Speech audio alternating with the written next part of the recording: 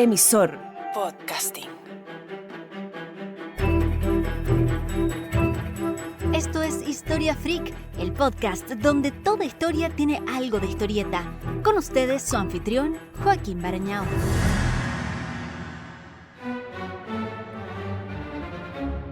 El episodio anterior lo dejamos a fines del siglo XIX con la muerte de Vincent van Gogh.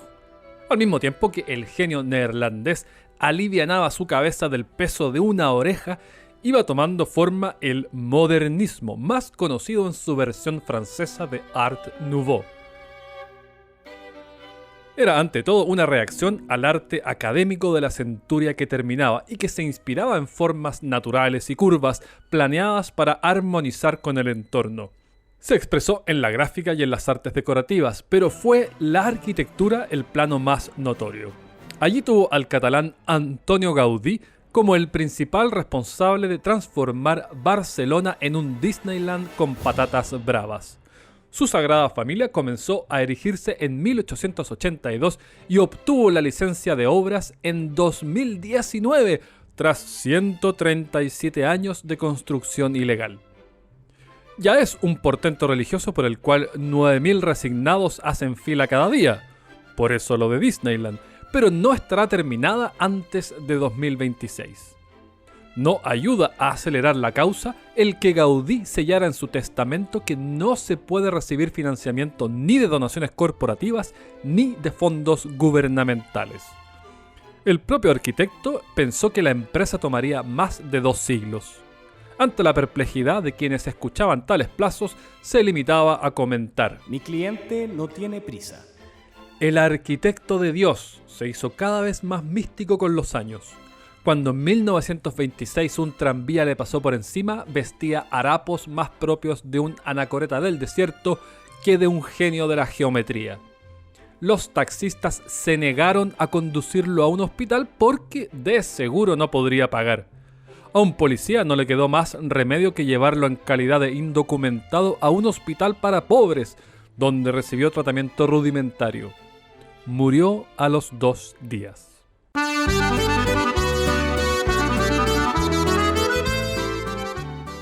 Más icónico aún del distanciamiento de las líneas clásicas es cierta mole parisina diseñada por el arquitecto Stephen Soubestre junto a otros 2 colegas. Gustave Eiffel compró los derechos y la asoció para siempre a su nombre. Su objetivo era proponer esta espigada torre de hierro como obra temporal para la Exposición Universal de 1889, conmemoración del centenario de la Revolución Francesa. Una celebración magnífica en la que un tonel de 160.000 litros de champaña fue arrastrado por 24 toros y 18 caballos, previa demolición de 5 edificaciones. La ruptura que Eiffel proponía en la silueta parisina turbaba a los estetas de la época.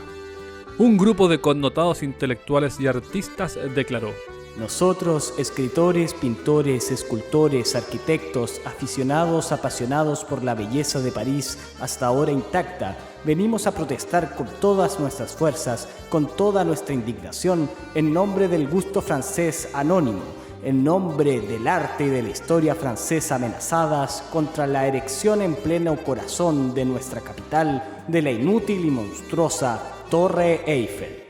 Guy de Maupassant fue el más ácido de todos. Esqueleto gigante falto de gracia, cuya base parece hecha para llevar un monumento formidable de cíclopes, aborto de un ridículo y delgado perfil de chimenea de fábrica. Para alegría de los cíclopes de este mundo, la estructura se impuso ante propuestas tales como una guillotina de 900 pies de alto para conmemorar el aporte sin igual de Francia a la decapitación. Una vez construida, Maupassant almorzaba ahí casi a diario. Se excusaba arguyendo que era el único lugar de París desde donde no se veía el aborto ridículo. Se suponía que fuera desmontada tras 20 años, pero se decidió conservarla porque su antena era útil para la telegrafía inalámbrica y se convirtió en el monumento más visitado del mundo entero. Y además el punto desde donde el sastre austríaco Franz Reichelt pionero del paracaidismo, saltó a su muerte con un dispositivo que nunca se abrió. La torre superó al obelisco de Washington y se convirtió en la estructura más alta jamás construida, sin siquiera contar que crece hasta 18 centímetros en días de calor por la expansión térmica del metal.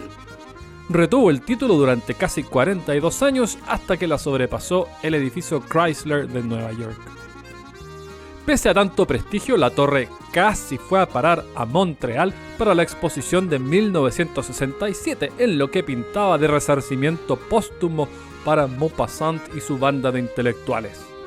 El presidente, Charles de Gaulle, incluso negoció las condiciones del traslado con el alcalde, Jean Drapeau.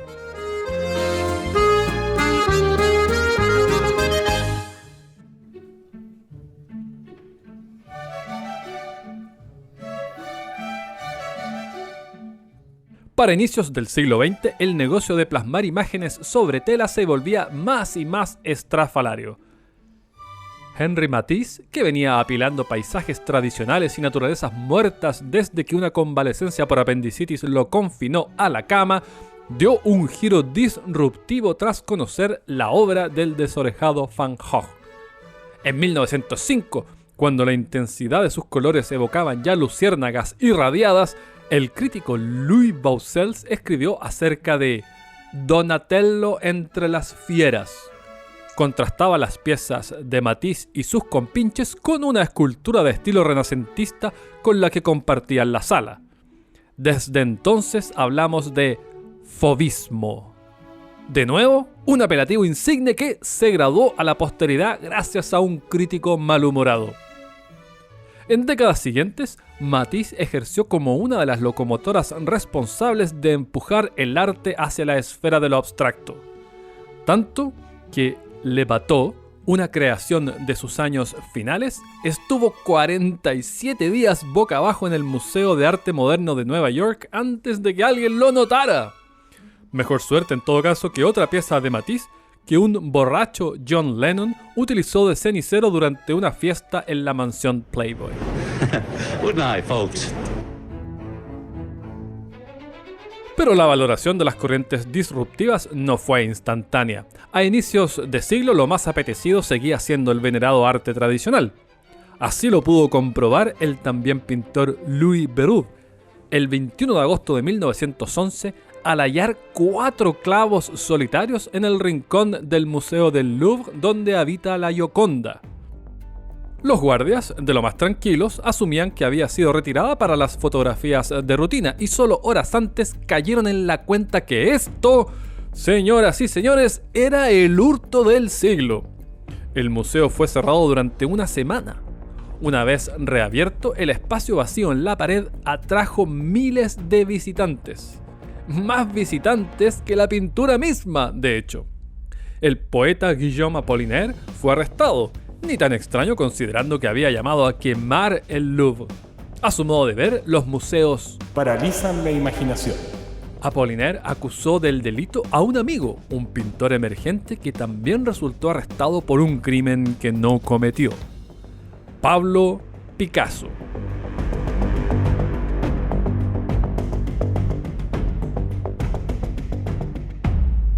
El verdadero perpetrador era Vincenzo Perugia, empleado del museo y nacionalista italiano que veía con desasosiego cómo estos franchutes acaparaban las obras maestras de sus compatriotas. Acumulaba además sangre en el ojo contra esos parisinos presuntuosos que con sorna lo apodaban Maccarone a causa de su origen. Bueno, así al menos presentó el caso ante la justicia italiana, pero la dimensión reivindicatoria resulta menos creíble considerando que pidió una recompensa a cambio de la pintura de Leonardo. Fue la cobertura noticiosa de toda esta intriga y la gira triunfal que dio por Italia una vez recuperada lo que catapultó a esta pintura a la fama planetaria que hoy la mantiene sometida a una varaunda crónica de selfies. Hasta entonces no era ni remotamente tan célebre. La sospecha en torno a ese tal Pablo Diego José Francisco de Paula Juan Nepomuceno María de los Remedios Crisipiano de la Santísima Trinidad Ruiz y Picasso era errada, pero no caprichosa. En dupla con un amigo de Apollinaire, Picasso había sustraído del Louvre un par de antiquísimas esculturas ibéricas. Aterrorizado con el caso policial abierto en torno a la Mona Lisa, expurgó sus pecados pasados y retornó aquellas piezas. Pasa que el hombre respiraba arte. Dibujaba desde tan chico que, según su mamá, sus primeras palabras fueron pis, pis, apócope de lápiz. Cuando su hermana Conchita contrajo difteria, él, un muchacho de 14, juró a Dios que no volvería a pintar si el suero llegaba a tiempo desde París y le perdonaba la vida. Ni así se pudo aguantar. Pintó de todas formas. El suero no llegó a tiempo y Conchita murió. Sus motivos artísticos a menudo acusaban la sensualidad de su Málaga natal, donde los hombres cada domingo iban a misa y luego las emprendían en patota al burdel. El padre de Picasso era cliente más que frecuente y él siguió sus pasos a partir de los 13, un hábito natural y totalmente aceptado en las culturas española y francesa de la época. Y por suerte también la francesa, porque antes de cumplir 20, Picasso comenzó su primera estancia en París, la capital europea del arte, y que iba a volverse su residencia definitiva. Porque yo nunca me he olvidado España, y siendo cada vez al extranjero se vuelve uno más español aún. Dormía de día y creaba de noche para usufructuar de la cama de su amigo Max Jacob sin pagar alquiler. 4 años más tarde, esas mismas restricciones presupuestarias lo llevaron a quemar varios de sus cuadros para combatir el frío parisino. Por suerte, en ese lote incinerado no clasificó Donna y Pop, Mujer y Pulpo, de 1903, su versión del famoso sueño erótico de una mujer con un pulpo de Hokusai Katsushika, un pintor aún más famoso por la gran ola de Kanagawa, apreciable en cientos de salas de espera de este mundo. Cuando hay algo que robar, yo robo, decía Picasso respecto a sus referentes pictóricos. 2 años después, como parte de su progresivo distanciamiento del realismo, pintó un curioso retrato de la escritora Gertrude Stein.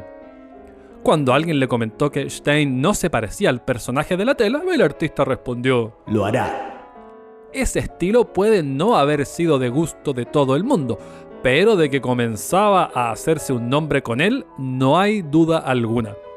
Cansado de sus devotos, hasta 1907 emulaba el estilo de vida del escritor Alfred Jarry y portaba un revólver Browning con balas de fogueo con el que dispararía a admiradores que preguntaran por el significado de sus pinturas, su teoría de la estética o cualquier persona que se atreviera a insultar la memoria de Cézanne.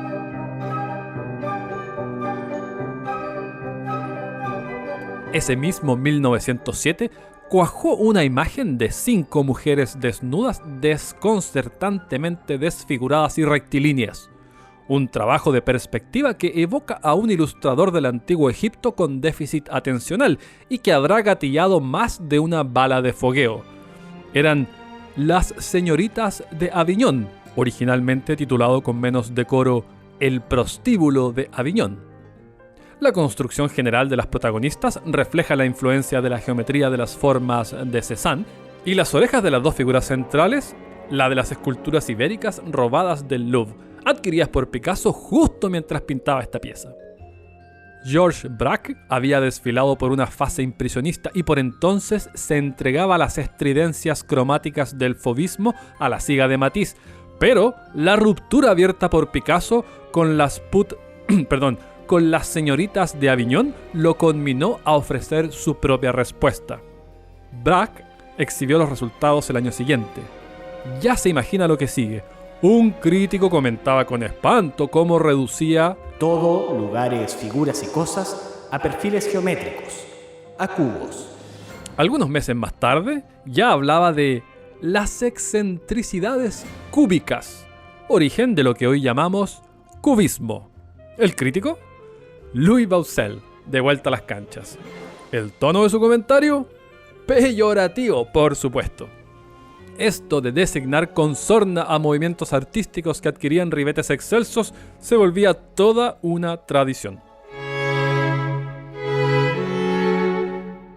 Para 1912, los críticos de The New York Times lucían tan poco complacidos con los nuevos rumbos de Picasso que Monsieur Bossels anotó: es de lamentar que este artista indiscutiblemente talentoso deba ahora debutar en una serie de garabatos infantiles, por no decir imbéciles, que no interesan ni como obras de arte independientes ni como pasos hacia la realización de la obra completa.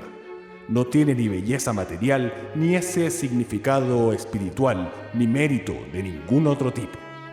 Y eso que Picasso todavía no añadía caca de su hija Maya a su pintura como haría con una de sus manzanas de bodegón.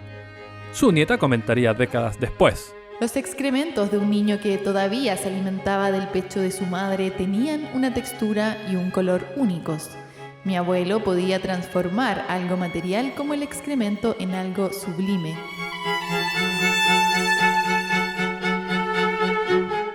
Picasso nunca contrajo matrimonio con la madre de esa niña, Marie-Thérèse Walter, pero sí le costó el suyo. Su esposa Olga, bailarina rusa, notó que los rasgos faciales de la mujer de La Lectura, si bien estilizados en extremo, no eran los suyos, y lo mandó a freír 10.000 malagueños monos. Olga pecaba de un grado intergaláctico de ingenuidad si creía que podía monopolizar para sí a ese surtidor de testosterona. Picasso siguió picafloreando sin causa. A los 61 le advirtió a su amante de 21: Para mí solo hay dos tipos de mujeres, diosas y felpudos.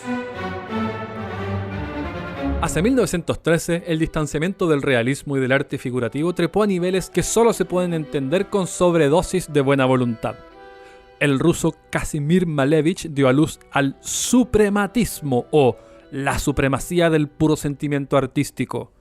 En la práctica, meras figuras geométricas simples de tonos planos.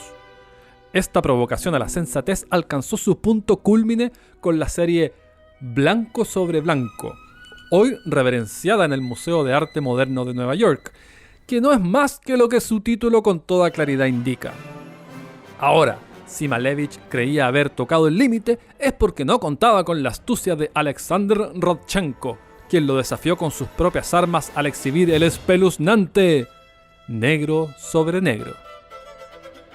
Décadas más adelante, John Cage iba a importar al plano musical estos artificios teóricos con la siguiente composición, aquí ejecutada por la Filarmónica de Berlín, dirigida por el gran Kirill Petrenko.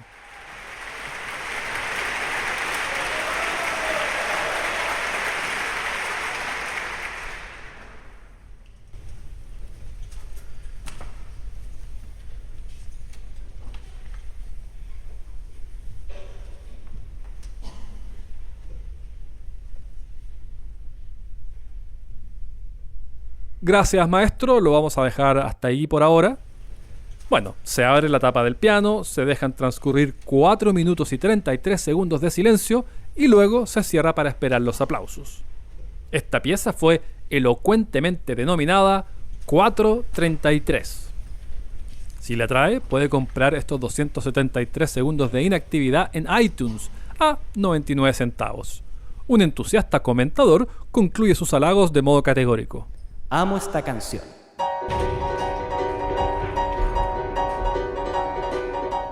En este tipo de disquisiciones se la pasaban los creativos cuando estalló la Primera Guerra.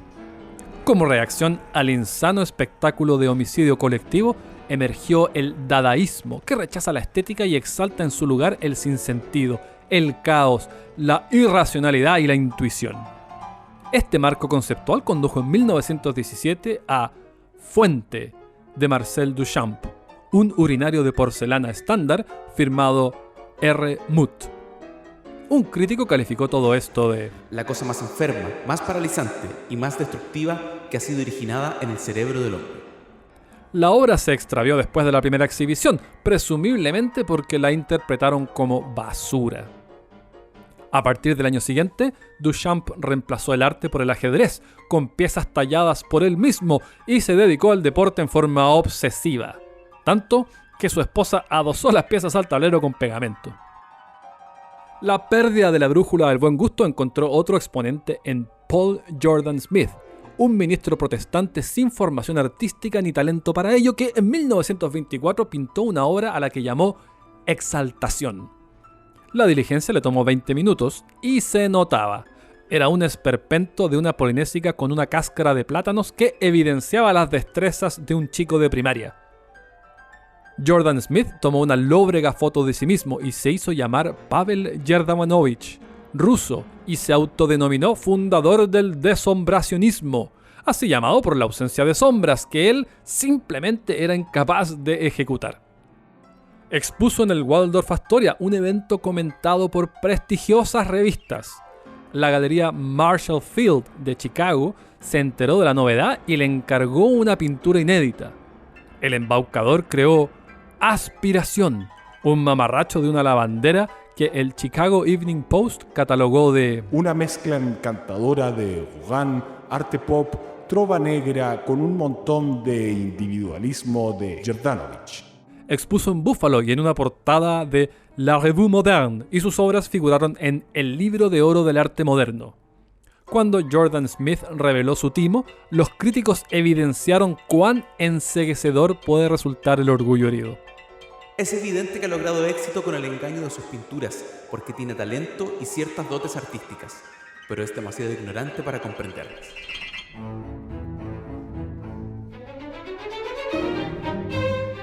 Al mismo tiempo que este embustero enrostraba la difuminación entre arte y pose, tomaba cuerpo el más conspicuo de los movimientos herederos del dadaísmo, si bien con un enfoque menos nihilista y más romántico. Su fundador, el psiquiatra André Breton, lo definió antes de que se le adelantara un crítico malhumorado. De acuerdo con el Manifiesto Surrealista de 1924, surrealismo, sustantivo masculino, automatismo psíquico puro por cuyo medio se intenta expresar verbalmente, por escrito o de cualquier otro modo, el funcionamiento real del pensamiento. Es un dictado del pensamiento, sin la intervención reguladora de la razón, ajeno a toda preocupación estética o moral. Estas ideas encontraron eco en la pintura, literatura, cine y teatro. Allí militaron lumbreras tales como Joan Miró, René Magritte, Max Ernst y el cineasta Luis Buñuel. Aunque el más celebérrimo del lote es, por supuesto, Salvador Dalí, nacido 9 meses después de la muerte de su hermano, Salvador Dalí, casi calcado al caso de Van Gogh.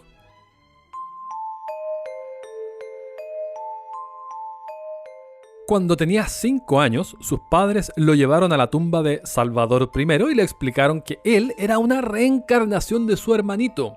Salvador II vivió obsesionado con él y lo mitificó en sus escritos y en su arte. Nos parecíamos como 2 gotas de agua, pero dábamos reflejos diferentes. Mi hermano era probablemente una primera visión de mí mismo, pero según una concepción demasiado absoluta. En otro punto de su infancia, vio un libro con ilustraciones de enfermedades venéreas y el disgusto por los genitales femeninos y el miedo a la impotencia no se le disipó nunca más. Decía que su principal actividad sexual era el voyerismo, que su orificio preferido era el ano y que la masturbación suponía una tajada relevante de su sexualidad. Pista de todo esto hay en muchas obras suyas, como El Gran Masturbador y Hitler masturbándose. En Involuptas Mors, 7 mujeres desnudas forman una calavera, y si no ha visto esa obra en forma aislada, puede que la haya notado dentro de la polilla del póster de El silencio de los inocentes. He said, I can smell your cunt. I see. I myself cannot. El compromiso de Dalí con la causa surrealista se reflejaba tanto en sus pinceles como en sus actos. En 1929 recibió la visita de Paul Éluard, colega en esto del automatismo psíquico. Lo acompañaba la rusa Elena Ivanovna, más conocida como Gala. Dalí hizo caso omiso de Breton, que la consideraba una influencia destructiva, y de su matrimonio con Éluard, y del hecho de que por 3 años sus caricias habían sido compartidas por Éluard y Max Ernst en un ménage à trois sin espacio para los celos. Dalí cuenta en su autobiografía cómo se acicaló para el encuentro. Collar de perlas al cuello, geranio rojo en la oreja, cuerpo embadurnado con trazas de su propia sangre y perfumado con una mixtura de cola de pescado, estiércol de cabra y aceite. Como si el olor a estiércol no fuera disuasivo suficiente, Dalí confesó en una entrevista que era además impotente. Que la rusa haya acabado emparejada con él después de todo eso es quizás lo más surrealista de todo. Encima, una vez plegada a semejante personaje, Gala tuvo que soportar su afición por el candaulismo, así llamada por Candaules, rey de Lidia, que consiste en exponer a la pareja a otros para atizar el propio placer voyerista.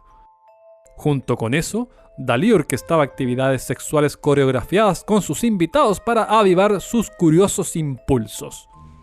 Algún milagro ejecutó Gala a lo largo de estas rutinas, porque el artista confesó que finalmente logró el coito completo con ella, la única persona con quien lo consiguió. Algo más fácil la tuvo la abnegada esposa en Las cenas de Gala, un libro de cocina ilustrado con motivos surrealistas en que se entremezclan langostas, sexo, canibalismo y el encuentro de un cisne y un cepillo de dientes en una pastelería. Todo muy normal. Dalí, porque estas son las grandes ligas del surrealismo, de algún modo logró más conquistas. Es justamente una de ellas quien desclasificó que al maestro le gustaba estafar a la gente y que engañó a Yoko Ono cuando ella le pidió un pelo de su legendario bigote. Un bigote, dicho sea de paso, al que le dedicó un libro completo. Era una bruja y temía que lo hechizara, reveló esa amante. Me mandó al jardín a buscar una hierba seca y la colocó con un lindo cofre. Yoko Ono pagó $10,000.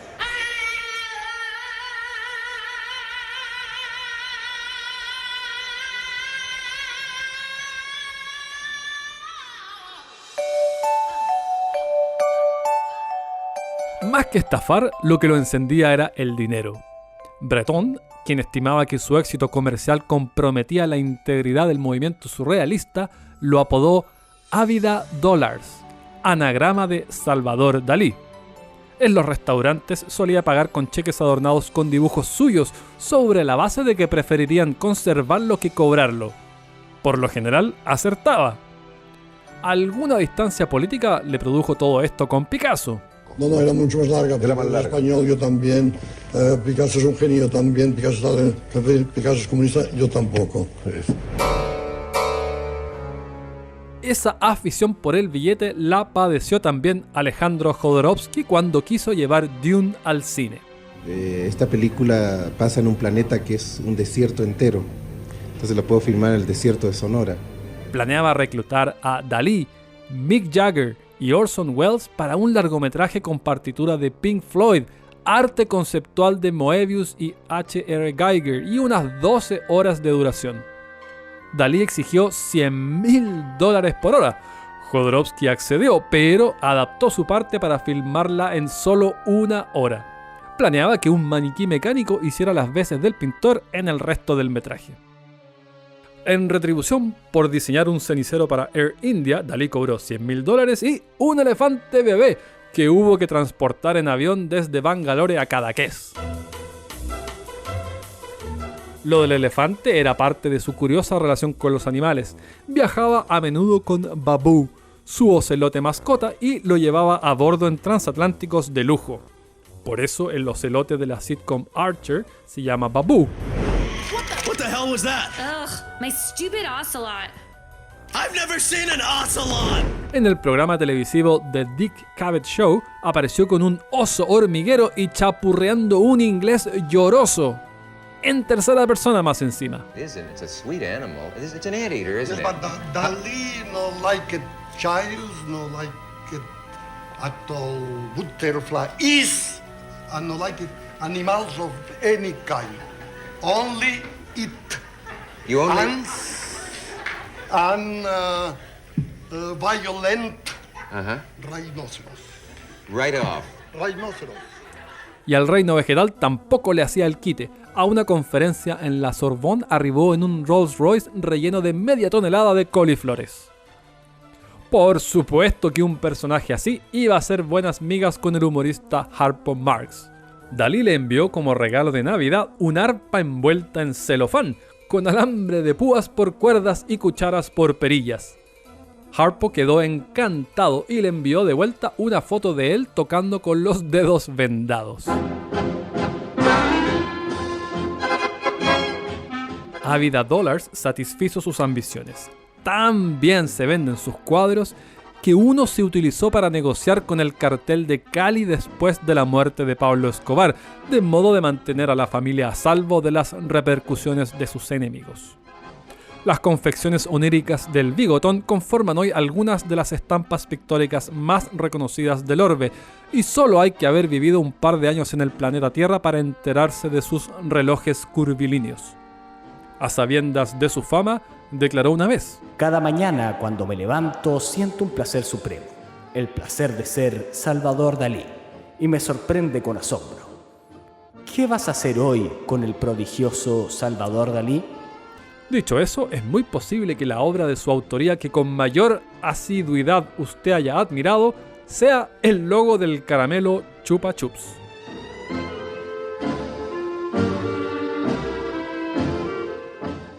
Y si lo suyo no son las artes plásticas, el cine le da otra oportunidad de conocer su mano. En 1928 coescribió y codirigió Un perro andaluz junto a Luis Buñuel. El cortometraje nació de la convergencia de un sueño de Dalí en el que hormigas pululaban por sus manos y otro de Buñuel en el que una navaja corta la luna en dos. Ya imagina la coalescencia de esas dos mentes. La acción se inicia con una hoja de afeitar seccionando un ojo. David Bowie inició cada concierto de su gira de 1976 con una proyección del corto y cada multitud gimió con esta toma. Sigue una sucesión de hechos inconexos, sin trama alguna en lógica onírica. El título fue escogido precisamente porque no guarda relación alguna con la no trama. Federico García Lorca, quien además de andaluz estaba enamorado de Dalí, pensó que se referían a él. Para el estreno en París, copaban las butacas Picasso, Le Corbusier, Cocteau y la pandilla de surrealistas de Breton. Buñuel se escondió tras la pantalla premunido de piedras en sus bolsillos, listo para eventuales ataques del honorable. Nada de eso ocurrió. Para su horror, fue aplaudido y tuvo que dejar caer las piedras con disimulo. Los surrealistas aceptaron a Buñuel en su selecto círculo, pero a la vez le exigieron cuentas por el beneplácito que Un perro andaluz despertó en la burguesía y en la prensa. El cineasta estaba exasperado. A modo de respuesta ofreció quemar públicamente sus negativos en una plaza parisina. Escribió: ¿qué puedo hacer yo contra los fervientes de toda novedad, incluso si esta novedad ultraja sus convicciones más profundas, contra una prensa vendida e insincera, contra esa multitud imbécil que ha encontrado bello o poético lo que en el fondo no es más que un desesperado, un apasionado llamado al asesinato?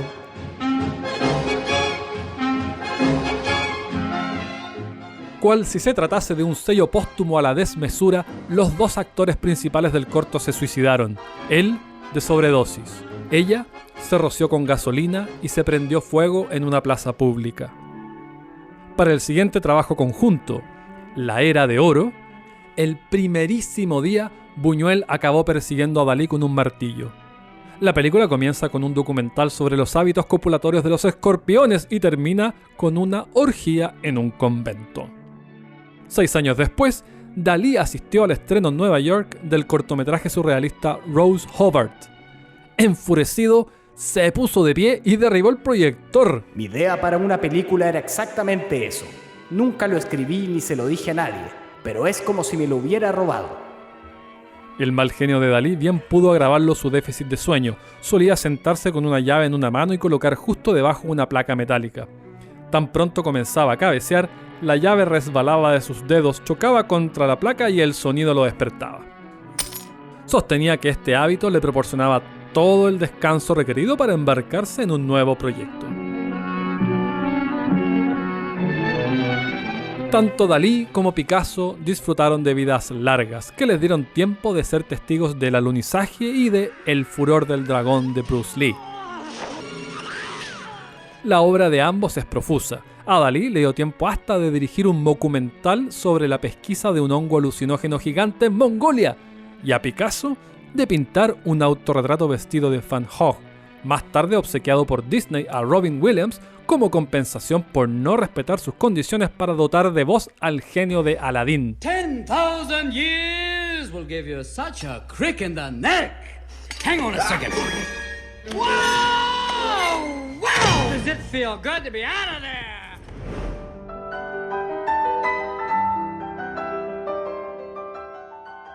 Picasso finalmente murió en 1973.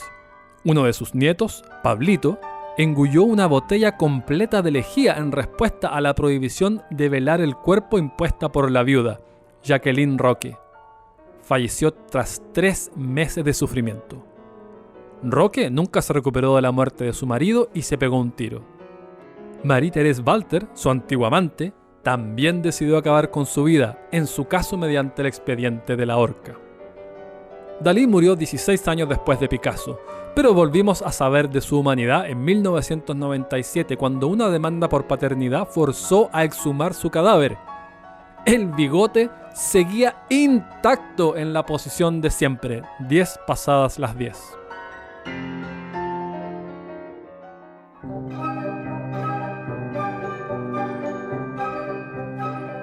Desde los remesones impresionistas, el arte nunca volvería a ser lo que fue. 6 de las 7 pinturas más caras jamás vendidas, si acaso eso da una idea de cómo la sociedad contemporánea valora estas cosas, son posteriores a aquel amanecer difuso de Monet. La sola excepción es Salvator Mundi, de Leonardo da Vinci, en el primer lugar, como vimos en el episodio 12. Que tomen nota los curadores del Museo de Arte Contemporáneo de Teherán, en Irán, que cobijan obras de Renoir, Monet, Gauguin, Van Gogh, Toulouse-Lautrec, Pizarro, Picasso y otros grandes. En el sótano, solo exhiben piezas iraníes. Con todo, hay opciones para los plebeyos de bolsillos menos profundos. En el Oberlin College, los estudiantes pueden alquilar obras auténticas de artistas como Picasso, Lichtenstein y Dalí a solo $5 por semestre. Una conveniente forma de cumplir el sueño del rapero Jay-Z.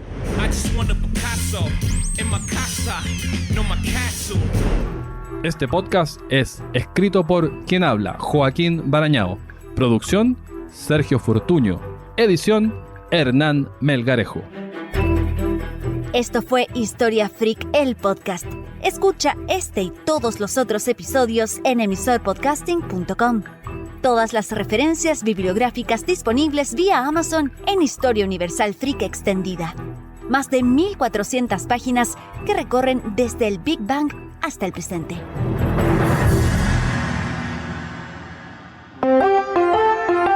Emisor Podcasting.